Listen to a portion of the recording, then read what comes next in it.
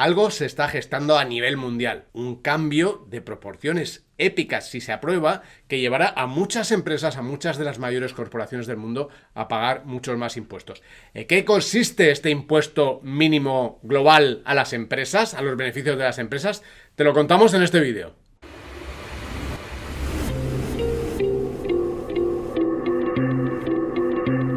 No sé si conocéis un vídeo viral en el que un niño aparece llorando porque le ha tocado perder al Monopoly por los impuestos. It's the worst part of the game. It's what? Taxes. Bueno, pues esta vez le podría tocar llorar a muchas empresas si se aprueba esta idea del impuesto mínimo global a los beneficios corporativos. Seguramente ni siquiera habéis oído hablar de ello porque ya sabéis que en los telediarios de economía a lo justito. Pero es un tema del que se va a hablar cada vez más y que va a ser muy importante, como digo, y puede tener consecuencias muy gordas. El debate ha pasado al centro de la actualidad después de que la mujer más poderosa en las finanzas del planeta, la secretaria del Tesoro americano Janet Yellen, antes presidenta de la Reserva Federal, dijera esto. Another consequence of an interconnected world has been a 30-year race to the bottom on corporate tax rates.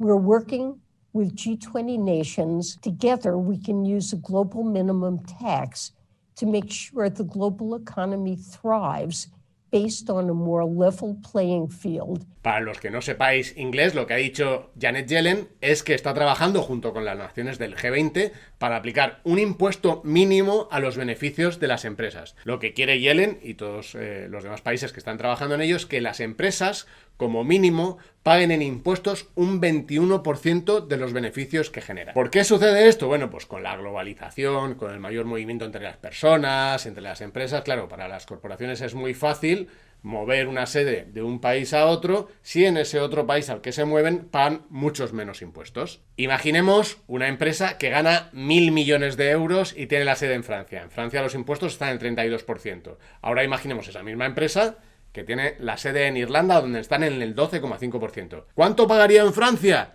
320 millones de euros. ¿Cuánto pagaría en Irlanda? 125 millones de euros. Es decir, un beneficio de 200 millones de euros solo por tributar un país en vez de otro. Por lo tanto, si miráramos el mundo en su conjunto, el mundo recaudaría menos impuestos. Ahora bien, ¿qué le pasaría a Francia? Francia perdería muchos ingresos en impuestos. ¿E Irlanda? ¿A Irlanda le compensa tener ese impuesto tan bajo? Claro, lo que le pasa a Irlanda es que si no tuviera ese impuesto tan bajo, ni siquiera recaudaría eso. Además hay un beneficio colateral, que es como las empresas se mudan allí, pues de pronto en torno a ellas surgen un montón de negocios que hacen que sea más rentable todavía para el país. Se genera más actividad económica, más empleo, más producción, en fin, todo eso. ¿Qué ha pasado en las últimas décadas en el mundo? Bueno, que en muchos países lo que han intentado es hacer esto que decíamos de Irlanda.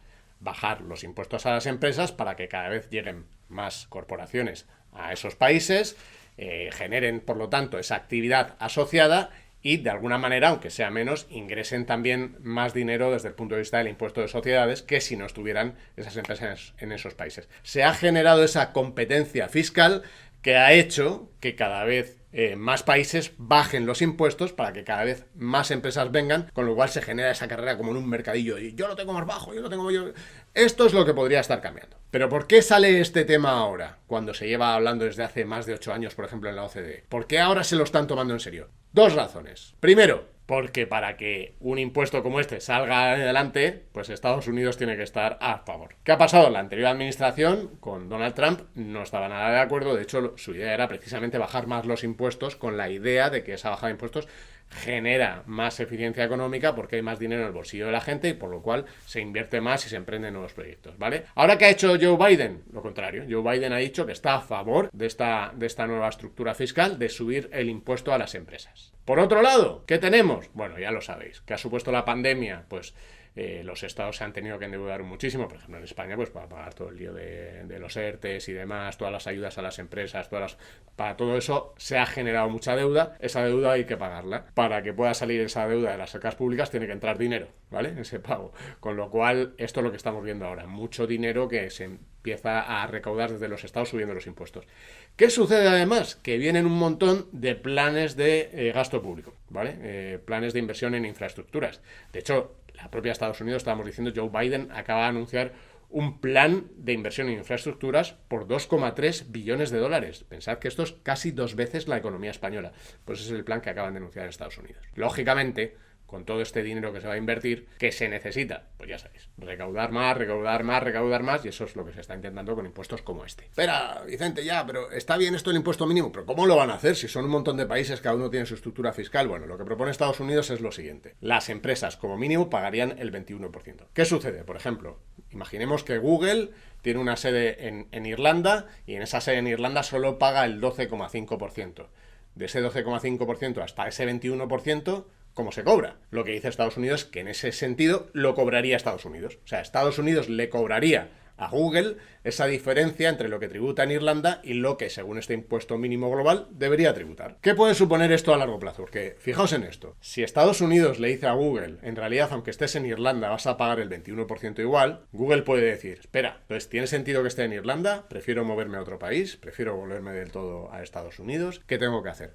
¿Qué puede suponer esto también desde el punto de vista, por ejemplo, de Irlanda? Que Irlanda diga, espera, si total a las empresas le van a cobrar un 21%, pues ¿por qué no subo yo los impuestos del 12,5 hasta el 21 y que en vez de pagárselo a Estados Unidos me lo paguen a mí? Como veis, muchas consecuencias que puede suponer el hecho de que realmente salga adelante este impuesto desde el punto de vista de qué hacen las compañías, el empleo que se genera en unos países, el empleo que se genera en otros. O sea que atentos a esto, ¿eh? ¿Y a España qué? ¿Cómo afecta todo este tema del impuesto mínimo al beneficio de las empresas de España? Pues lo primero que ha dicho Pedro Sánchez es que está encantado con esta medida. Me alegra y mucho el que se abran este tipo de debates, porque creo que es fundamental a escala global y, por supuesto, también en el ámbito europeo. En el ámbito del mercado interior, pues hay países que tienen unos impuestos de sociedades, pues francamente, en fin, muy inferiores al que nosotros también tenemos en España y, por tanto, pues existe una competencia que tiene que ser corregida. Es decir, el debate... Hay muchos economistas que están a favor de estas medidas, pero también hay algunos que levantan la bandera y dicen, ojito, ojito, que esto puede tener consecuencias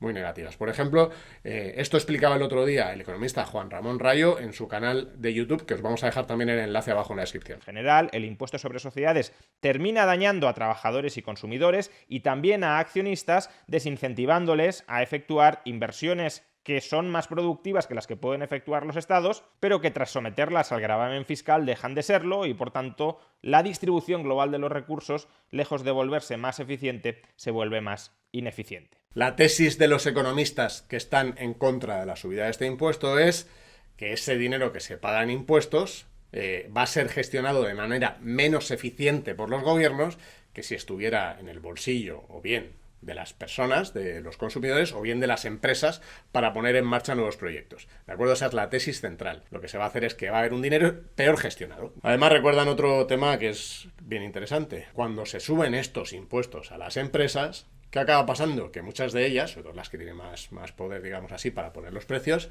lo que hacen es pasarle esos impuestos a la gente, con lo cual acaban suponiendo más impuestos para los consumidores. Vamos a ver esto con la tasa Google, por cierto. ¿Qué ha pasado en España con la tasa Google? Se subió un 3%, ¿no? Este impuesto a las tecnológicas.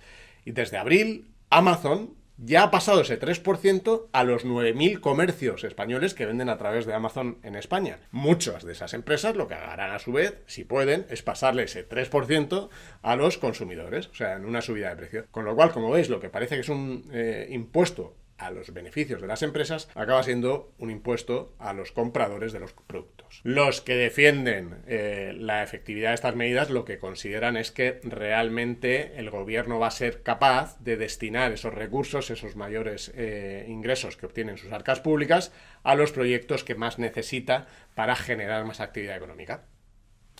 ¿Saldrá este impuesto adelante o no? ¿Tú cómo lo ves? Yo creo que sí. El peso específico de Estados Unidos en las relaciones internacionales y en el comercio mundial ya sabéis que es enorme. Y si hay un énfasis de Estados Unidos, pues yo creo que saldrá adelante. Además, estamos viendo las entidades, por ejemplo, la OCDE, como decíamos, el debate muy presente ya desde hace unos cuantos años. El FMI también, sus responsables también han dicho que es uno de los temas que habría que seguir en las próximas semanas. Incluso se habla de julio como un mes en el que podríamos ver avances significativos. Así que ya veremos, porque como digo, esto puede tener muchísimas consecuencias en la geoeconomía mundial. A ver cómo reaccionan los países que tienen ahora mismo una tasa fiscal baja para las empresas, porque esto podría suponer un golpe importante para ellos, a ver cómo reaccionan las empresas a este cambio en el orden del juego y a ver también, por supuesto, cómo reaccionan los consumidores. Así que les contamos con vuestra opinión, decidnos qué os parece este impuesto. ¿Os parece justo que haya en todo el mundo un impuesto mínimo? ¿Os parece que en realidad es una estratagema para subir los impuestos al final a todo el mundo? Porque los estados necesitan este dinero. ¿Cómo lo veis vosotros? Decídnoslo en los comentarios, anda. Esperamos también vuestro me gusta, ¿eh? Si os ha gustado esta explicación, ya sabéis, le dais ahí a la manita así. Y por cierto, si no os habéis suscrito a nuestro canal, al canal de Finet en YouTube, pues ya podéis hacerlo ahora. Activáis además la campanita y así os llegan todas las notificaciones de los nuevos vídeos bien interesantes que hacemos. Nos vemos en el siguiente vídeo.